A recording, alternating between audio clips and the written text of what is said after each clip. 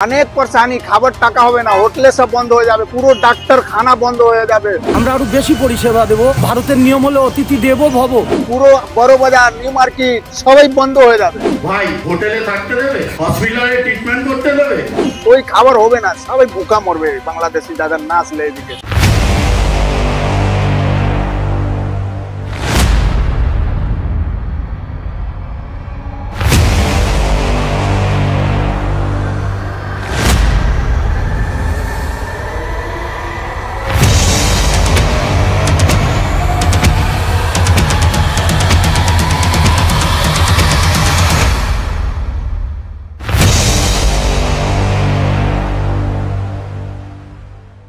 বিশ্বাস করুন, এই ধরনের পরিস্থিতির মুখোমুখি হবে সেটা সত্যিকার অর্থেই অনেকেই ভাবতে পারেন, কিন্তু এই অনভিপ্রেত পরিস্থিতির মুখোমুখি হতে হয়েছে দুই দেশের সংশ্লিষ্টদের। বলতে দ্বিধা নেই, এই মুহূর্তে পরিস্থিতি যেখানে গিয়ে দাঁড়িয়েছে তাতে চিন্তার ভাঁজ শুধুমাত্র ভারতীয় ব্যবসায়ীদের নয়, বরং বাংলাদেশি পর্যটকদেরও। বলছিলাম কলকাতার নিউ মার্কেটের মার্কুই স্ট্রিট থেকে ভারত বাংলাদেশ সম্পর্ক এবং ভিসা সংক্রান্ত জটিলতা প্রসঙ্গ। এই 5ই আগস্টের পরে আমাদের বা আমার সমস্ত ব্যবসা ডুবতে বসেছে, ডুবে গেছে। আমাদের ব্যবসায়ী মুহূর্তে থেকে ভারত সরকারের কাছে দৃষ্টি আকর্ষণ করছি যে আপনারা আমাদের এই দুই দেশের মেলবন্ধনকে সুস্থ জায়গায়, যে জায়গায় ছিল ওই জায়গায় আবার ফিরিয়ে আনুন। কলকাতার এই ব্যবসায়ীরা সরাসরি আজকের এই ভারত বাংলাদেশের সম্পর্কের অবনতির পেছনে দায়ী করছেন কয়েকজন সামাজিক মাধ্যমে যারা কাজ করছেন এরকম ইনফ্লুয়েন্সারদের। কিছু কিছু খবর এখন সোশ্যাল মিডিয়া খুবই সক্রিয়, তো কিছু কিছু খবর এমন ভাবে পরিবেশিত হচ্ছে যেটাতে একটা মানুষের মধ্যে একটা ভয় তৈরি হচ্ছে। তো স্বাভাবিকভাবে তারা একটু আতঙ্কিত হচ্ছে, যেটা কমল ভাই বললো বা হোটেল পাবো কিনা বা আমাদের ট্রিটমেন্ট হবে কিনা।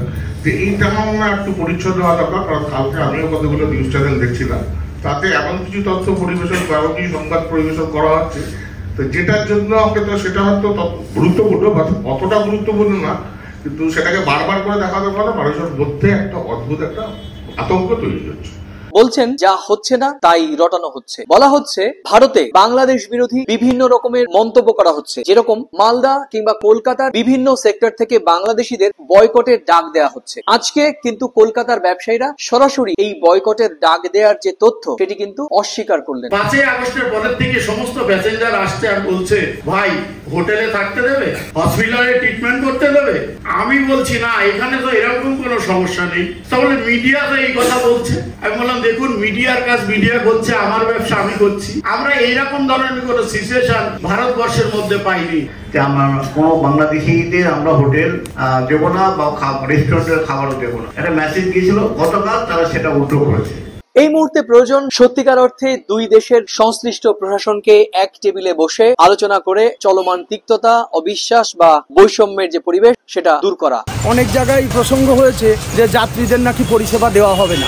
সেই জায়গাটায় দাঁড়িয়ে আমরা বলেছি যাত্রীদের পরিষেবা আমরা আরো বেশি দেব, যাত্রীদের নিশ্চয়তা দেব, এখানে থাকা খাওয়া আসা যাওয়ার কোনো রকম যাতে তাদের অসুবিধা না হয়। শুধু সন্ত্রাসবাদী রুচিলা দিয়ে সাধারণ যাত্রী, রুগী এরা যদি আসতে না পারে, যেমন তারা পরিষেবা থেকে বঞ্চিত হবে। উপরন্তু আমাদের কলকাতা বেশ যে সমস্ত হসপিটাল, আমি আজকেই পেপারে দেখছিলাম কল্যাণী, এইমসে রুগীপত্র অনেক কম আসছে এবং তারাও ওখানে দুঃখ প্রকাশ করেছে তারা রুগীপত্র পাচ্ছে না। যেখানে প্রতিদিন 500 রুগী পেত, এখন 15 জন, 20 জন, 50 জন পাচ্ছে। কে কোথায় বয়কট করলো সেটা সামগ্রিক ভারতবর্ষের হতে পারে না, এটা তার একান্ত ব্যক্তিগত। আমাদের কলকাতাতে এমন কোনো অভিযোগ একটা হসপিটাল ছাড়া এখনো পর্যন্ত আমাদের এই মার্কুই স্ট্রিট, বিশেষ করে আমাদের যে হসপিটালগুলো আছে বা মার্কুই স্ট্রিটের যে ব্যবসায়িক সমিতি আছে, আমাদের প্রি স্কুল ট্রেডার্স অ্যাসোসিয়েশন, তাদের তরফ থেকেও আমরা একটা চিঠি খুব শীঘ্রই দেব বাংলাদেশের ট্রেড অ্যান্ড কমার্সকে, যে আমরা তাদেরকে বরণ করে নেব, কিন্তু আমরা তাদেরকে প্রত্যাখ্যান করব না। তারা আমাদের অতিথি, ভারতের নিয়ম হলো অতিথি দেবো ভব, আমরা সেই নীতিই মানে চলি। একজন ভারতীয় হিসেবে বাংলাদেশি পর্যটককে আপনি বুকে জড়িয়ে নিতে চান অবশ্যই, কিন্তু ঠিক আছে আপনি অতিথি নারায়ণ ভব বলছেন, কিন্তু একদিকে আপনার দেশের পতাকাকে লুণ্ঠিত করা হচ্ছে, তারা ভারত বিরোধী স্লোগান দিচ্ছে, সে যারা দিচ্ছে তাদের ব্যাপারে আপনার মনোভাব কি? যে একটা দেশের ধরুন আজ বাংলাদেশের খাতা কলমে 18 কোটি জনসংখ্যা, তো 18 কোটি জনসংখ্যার মধ্যে এখন যদি 1 কোটি বা 1.5 কোটি জনসংখ্যা এহেন কাজ করে, সেটাকে তো সবার সাথে তুলনা করা যায় না। প্রত্যেক জায়গায় ভালো মন্দ আছে। দেখুন হাতের 5 আঙ্গুল সমান নেই, একটা ছোট একটা বড় আছে, সুতরাং ওটাকেও একটু সৌহার্দ্যমূলকভাবেই নিতে হবে। বা আমাদের সহনাগরিকরা বলছে যে গোটা মার্কো স্ট্রিটের অর্থনীতি বন্ধ হয়ে গেলে তাতে কি যায় আসে, ওরা ভারত বিরোধী স্লোগান দিচ্ছে, ভারত বিরোধী কাজ করছে, তাহলে কেন ওরা আসবে? না না, ভুল হচ্ছে। এটা শুধু গোটা মার্কো স্ট্রিটের পরিষেবা বন্ধ হয়ে যাচ্ছে না, গোটা ওয়েস্ট বেঙ্গলের আমাদের পশ্চিমবাংলার 3 দিকেই বাংলাদেশ জুড়ে আছে। অর্থাৎ শিলিগুড়ি করিডোর বলুন, মালদা বলুন, রায়গঞ্জ, আমি বিভিন্ন জায়গার খবরাখবর নিয়েছি, সব জায়গাতে একই অবস্থা। আমাদের সহনাগরিক অনেক ভারতীয় বলছিলেন, আমাকে আমার কন্টেন্ট দেখে সমালোচনায় আমাকে বিদ্ধ করেছিলেন, বলছিলেন আমি ঘরের খেয়ে বনের মোষ তাড়াচ্ছি, কেউ কেউ বলছিলেন যে আমি বাংলাদেশি দালালো। কিন্তু বাস্তবিক অর্থে আজকে যে সাংবাদিক বৈঠক হলো, সেই সাংবাদিক বৈঠকে কিন্তু সবাই ভারতীয় ছিলেন এবং তাদের চোখে মুখে ছিল আতঙ্কের ছাপ। আর সেই আতঙ্ক তাদের ব্যবসা প্রতিষ্ঠান বাঁচানো নিয়ে। কারণ কোটি কোটি টাকার খরচ করে যে ব্যবসা প্রতিষ্ঠান এই Marquis street, Rafi Ahmed Kidwai street, Sudder street, Mirza Ghalib স্ট্রিটে রয়েছে, সেই কোটি কোটি টাকা খরচ করে যে পর্যাপ্ত যে রিটার্ন, সেটি কিন্তু বাংলাদেশি পর্যটকরা না এলে সম্ভব নয়। আর সে কারণেই এই ব্যবসায়ীরা আজকে যৌথভাবে সাংবাদিক বৈঠক করে দুই দেশের সংশ্লিষ্টদের এক টেবিলে বসে দ্রুত সমাধানের তাগিদ করলেন। আমরা বাংলাদেশি ভাইদের বোনদের আমরা এখানে পাচ্ছি না, পাচ্ছি কি 20% 15% আমরা পাচ্ছি। তাতে কি হচ্ছে আমাদের, যে আমরা যে হোটেল বা যে যা বিজনেস করছেন এই এলাকায় সবাই আমরা এফেক্টেড। কি সেই সঙ্গে আমরা শুধু নয়, বাংলাদেশও এফেক্টেড হচ্ছে, তাদেরও ক্ষতি হচ্ছে। আমরা আমাদের স্বার্থটা কি, আমাদের দেশ আগে দেখবো, দেশটা বাঁচতে আমরা বাঁচবো। আমার বিজনেস যদি ক্ষতি হচ্ছে, কালকে ভালো হবে, কিন্তু দেশ যদি একবার কি হয়ে যায় সেখানে তার সাথে কম্প্রোমাইজ করা যায় না। আমি বাংলাদেশের এই নিয়েই বলবো, আপনারা ভারত সরকারের সঙ্গে বসুন, ভারত সরকারকেও বলবো আপনারা বসে এর একটা সুষ্ঠুভাবে একটা বিবেচনা করে যে উভয় দেশের যে শান্তিটা ছিল সেই শান্তিটা বজায় রাখার জন্য।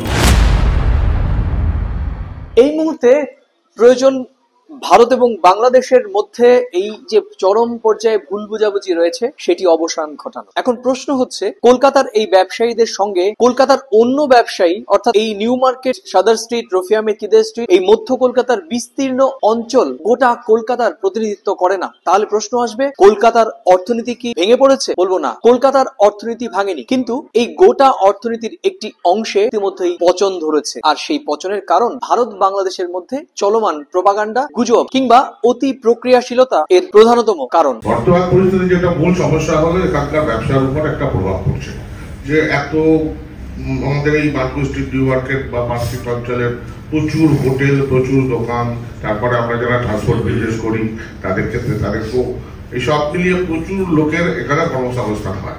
এবং এই যে পরিস্থিতি আর তৈরি হলো, সেক্ষেত্রে দেখা যাচ্ছে বহু লোক মানে বেকার হয়ে পড়ছে বলবো না, কিন্তু মানে সাময়িকভাবে কর্মহীন হয়ে পড়ছে। সেটার একটা অর্থনৈতিক দিক আছে। তো সেক্ষেত্রেই এটা যদি মানে বেশ দীর্ঘ হয় তাহলে কিন্তু একটা বড় সড়ো প্রভাব পড়বে। এবং সংবাদে আমরা দেখছি এপাশের সংবাদগুলো অতিরঞ্জিত করছে, ও পাশের সংবাদগুলো ঠিক তদ্রূপ অতিরঞ্জিত প্রকাশ করছে, যার ফলে আমাদের এই প্যাসেঞ্জার এবং আমরা যারা পাচ্ছি না। আর সঞ্জয় দাস পরিষ্কার করে দিলেন যে ভিসা সংক্রান্ত ব্যাপারই মূল বিষয়, যেটা people's republic of Bangladesh, government of India, এদের ব্যাপার। ওনারা যখন ভিসাটা সহজ করবেন তখনই হবে।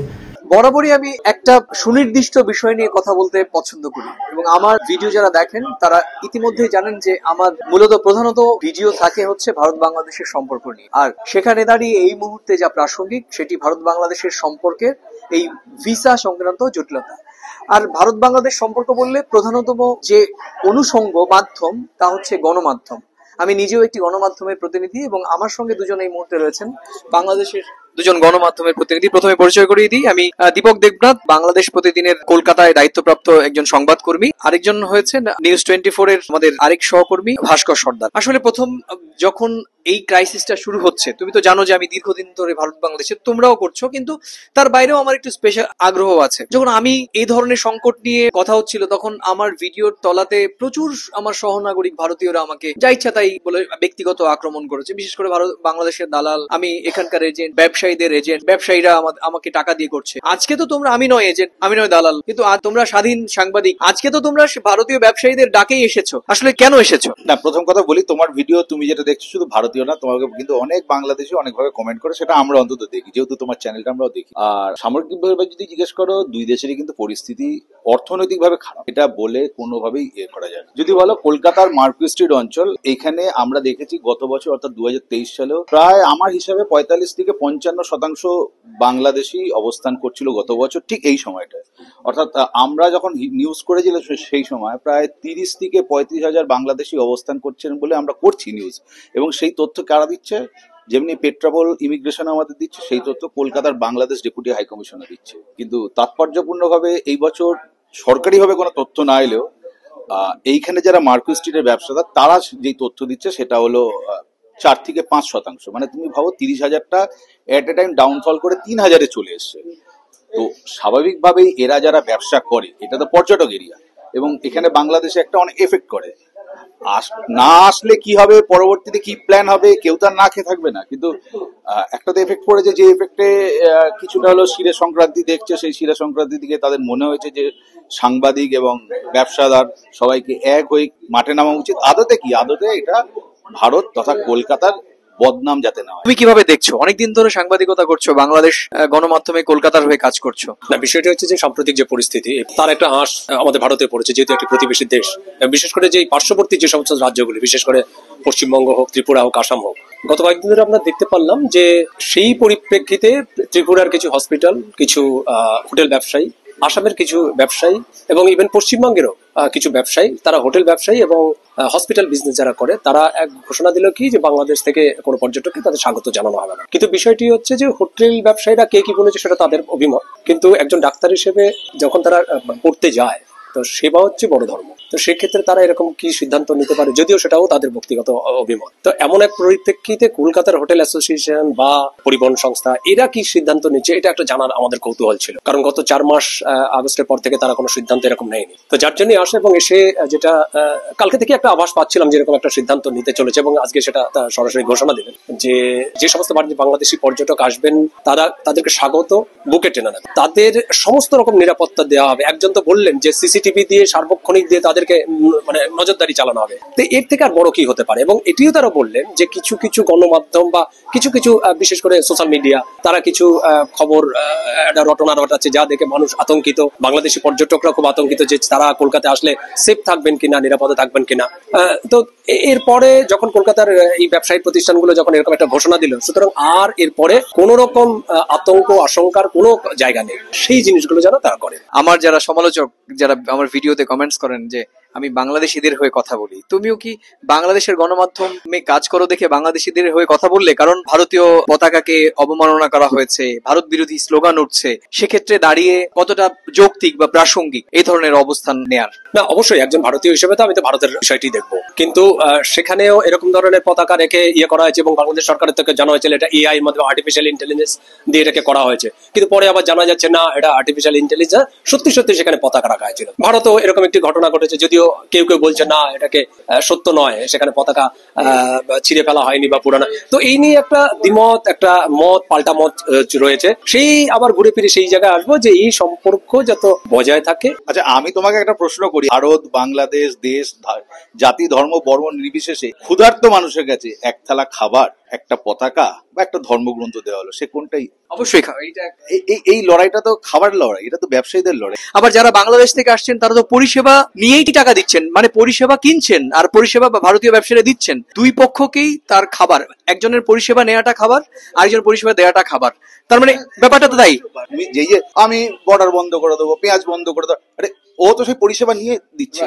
হ্যাঁ, তাহলে আমি এটা বলবো কেন? এই রাজনৈতিক উত্তেজনা বাদ দিলে। হ্যাঁ, আমারও তাই মনে হয় যে কোনো একটা ঘটনা হয়তো ঘটেছে, কিন্তু সেটাকে ঘোলা হচ্ছে বা জল ঘোলা হচ্ছে, এবং সেই ঘোলা জলে মাছ ধরতে কেউ কেউ নেমে পড়েছেন। আমরা চাই যে একদম পরিষ্কার জলে মাছ ধরুক, কিন্তু জল ঘোলা করে সেখানে যেন মাছ না ধরে। প্রিয় দর্শক, আপনারা যারা অধিকাংশই পজিটিভ অ্যাপ্রোচ করেন বা বলেন, কিন্তু যারা আমার সহনাগরিক ভারতীয় আমাকে বিভিন্ন সময় ব্যক্তিগত আক্রমণ করেন, আমি আজকে আমার দুজন সহকর্মী সাংবাদিক, ভারতীয় সাংবাদিককে আপনাদের সামনে উপস্থাপন করলাম এবং তারা কিন্তু পরিষ্কার বলে দিলেন যে একজন ব্যবসায়ী, একজন ব্যবসা চেনে হচ্ছে পণ্য, আর ব্যবসা যখন ক্ষুধার্ত কোনো মানুষের সামনে আমরা যখন ক্লাসিফাই করব পতাকা, রাষ্ট্র, ধর্ম, খাবার, তখন একজন ক্ষুধার্ত মানুষ কিন্তু খাবারটাই বেছে নেবে। প্রিয় দর্শক, ভালো থাকুন, সুস্থ থাকুন এবং সবাই নিরাপদে থাকুন।